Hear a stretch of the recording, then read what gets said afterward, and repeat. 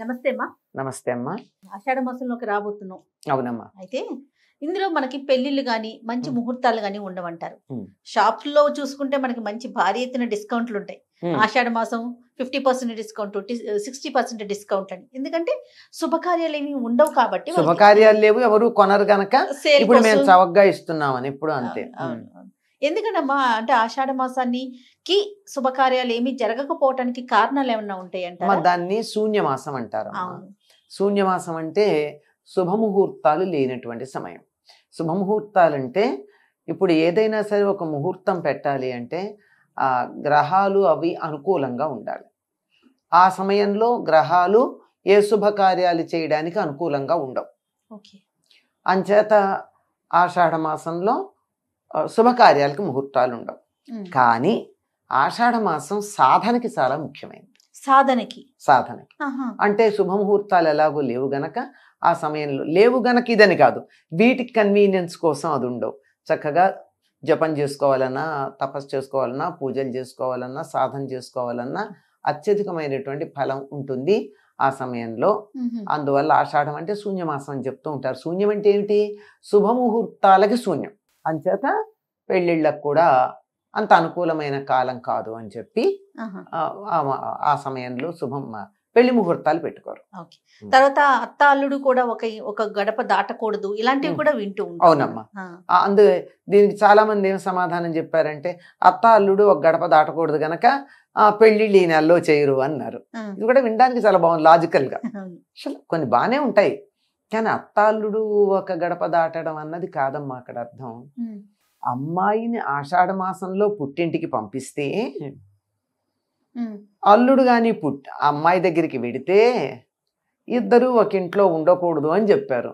అంటే అర్థం ఏమిటి? అమ్మాయి పుట్టింట్లో ఉంటుంది, అబ్బాయి అమ్మాయి దగ్గరికి వెళ్ళకూడదు. అంతే అంతే. అత్తగారింటికి వెళ్ళకూడదు. అత్తగారింటికి వెళ్ళడం అని కాదు, అత్తగారింటికి వెడితే వెళ్ళొచ్చు, కానీ వెళ్ళిన తర్వాత కొత్తగా పెళ్ళైనప్పుడు భార్యను చూస్తే సంసారం చేయాలనిపిస్తుంది, అందుకని వెళ్ళకూడదు అంటారు. అందుకే మన వాళ్ళు చాలా దీనికి అపవాదాలు, దేనికైనా కానీ అడ్డదారులు మనకు చాలా బాగా తెలుసు. ఎట్లా అంటే నేను ఉదాహరణ చెప్తాను, అడ్డదారులు ఎంత బాగా తొక్కుతాం అన్నది. మన సేఫ్టీ కోసం సీట్ బెల్ట్ పెడతారా? సీట్ బెల్ట్ ఎలా పెట్టుకుంటున్నాం మనం ఇప్పుడు?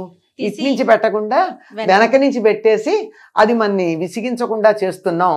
మన సేఫ్టీ కోసం అని మానేసి అది అరవకుండా దాని నోరు మూస్తున్నాం తప్ప దాని ప్రయోజనాన్ని మనం పాటిస్తున్నామా? లేదు. అలాగే ఎంత మంచి ఎగ్జాంపుల్ అమ్మా. ఏదైనా సరే మనం అడ్డదారిని వెంటనే చూసేసుకుంటాం. అంటే నెక్స్ట్ అలాగే ఇది అత్త అల్లుడు ఒక గడప దాటకూడదు అన్నారు గనక అత్తగారు పెరట్లోంచి ఎడుతుందిట, అల్లుడేమో ముందు ఇంట్లోంచి పెడతాడట. సింహద్వారంలో నుంచి అల్లుడు పెడతాడు, అత్తగారు వెనక తలుపులోంచి ఎడుతుంది. లేదా అత్తగారు ముందు తలుపులో నుంచి పెడితే అల్లుడు ఆ నెలంతా వెనక నుంచి పెడతాడు. అసలు దాని ఆంతర్యమే మారిపోతుంది. ఆంతర్యం మారిపోయింది కదా. విషయం ఏంటంటేనమ్మా, ఆషాఢ మాసంలో కొత్తగా పెళ్ళైన భార్యాభర్తలు కలిసి ఉండకూడదు అంతే. ఎందుకు అంటే ఆషాఢ మాసంలో గనక గర్భధారణ జరిగినట్టయితే అప్పటికి మంచి జీవులు దిగి రావడానికి సిద్ధంగా ఉండరు కనుక ఆ సమయంలో గర్భధారణ జరగకూడదు అనేటటువంటి ఉద్దేశంతో ఆషాఢ మాసంలో భార్యాభర్తలు కలిసి ఉండకూడదు అని ఒక చిన్న మాట చెప్పారు. దీని వెనకాల ఇటు రాబోయే తరాలు మంచివాళ్ళు పుట్టాలన్న ఉద్దేశంతో పాటు మనది వ్యవసాయక దేశం గనక వ్యవసాయానికి ఎటువంటి ఇబ్బంది కలగకుండా చూసేటటువంటి కార్యక్రమం కూడా ఉంది.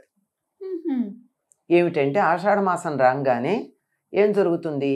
జ్యేష్ఠ మాసంలో ఏరువాక పున్నమి నాడు, అంటే పూర్వకాలం మాటమ్మ, ఏరువాక పున్నమి నాడు దుక్కులు దున్నడం మొదలుపెట్టి ఇప్పుడు పంటల సీజన్ మొదలవుతుంది, నాట్లు మొదలవుతాయి.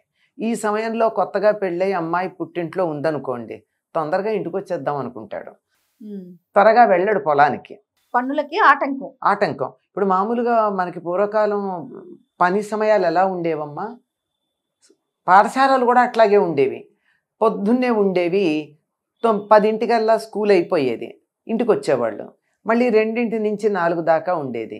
ఎండవేళ హాయిగా ఇంట్లో విశ్రాంతి తీసుకుని చల్లబాటు వేళ ఫ్రెష్గా చదువులు ఉండేవి. పనివాళ్ళు కూడా అలాగే ఉండేవాళ్ళు. పొలంలో నాట్లకు కూడా సూర్యోదయానికల్లా పొలంలో ఉండేవాళ్ళు.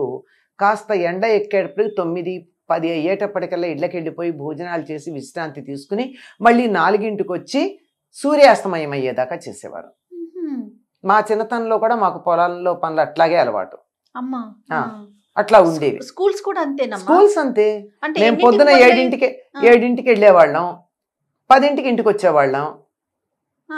పొద్దున చద్దనం తిని వెళ్ళిపోయేవాళ్ళం పెరిగేసుకుని. సూపర్. కొంచెం 10ంటికి ఇంటికి వచ్చేవాళ్ళం. కాసేపు అటు ఇటు ఆడుకుని 11, 12 ఇంట్లో పెద్దవాళ్ళు వాళ్ళు పూజ అయిపోయి దేవుడికి నైవేద్యం పెట్టి భోజనం పెడితే తినేసి కాసేపు విశ్రాంతి తీసుకుని ఆడుకుని ఇష్టం వచ్చినట్టు ఆడుకుని మళ్ళీ 2ంటికల్లా స్కూల్కి వెళ్ళేవాళ్ళం. 2 నుంచి 4:30, 5 అట్లా ఉండేది. ఎంత బాగున్నాయి అమ్మా. ఇది జపాన్లో ఇదే సిస్టమ్ కదమ్మా. ఎర్లీ అవర్స్లోనే చేస్తారు వాళ్ళు. మధ్యాహ్నం సియాస్టా అని చెప్పి నిద్రకి సమయం కూడా ఇస్తారు ఆఫీసుల్లో. ఫ్రెష్ అవర్స్లో పనిచేస్తే ఉండేటటువంటి సుఖం తర్వాత ఉండదు. ఎప్పుడైతే కొత్తగా పెళ్ళయి భార్య ఇంట్లో ఉందో ఈయన పొద్దున్నే 4ంటికి లేచి 5ంటికల్లా పొలం వెళ్ళడు. ఈ ఋతువు అంతా కూడా గ్రీష్మ ఋతువే గనక 5-5:30 కల్లా సూర్యోదయం అయిపోతుంది. ఆ సమయానికి పొలంలో ఉండాలి. ఎక్కడ పెడతాడు? అందువల్ల ఈ నెల అమ్మాయిని అక్కడ ఉంచేస్తే ఇతను శుభ్రంగా పని చేసుకుంటాడు. నువ్వు అత్తారింటికి వెళ్ళకూడదు, అమ్మాయి ఎక్కడ ఉండాలి, నువ్వు ఇక్కడ ఉండాలి. ఇది ఒకటి. ఇంకోటి, కుటుంబంలో కూడా చాలా చక్కగా ఉంటుంది.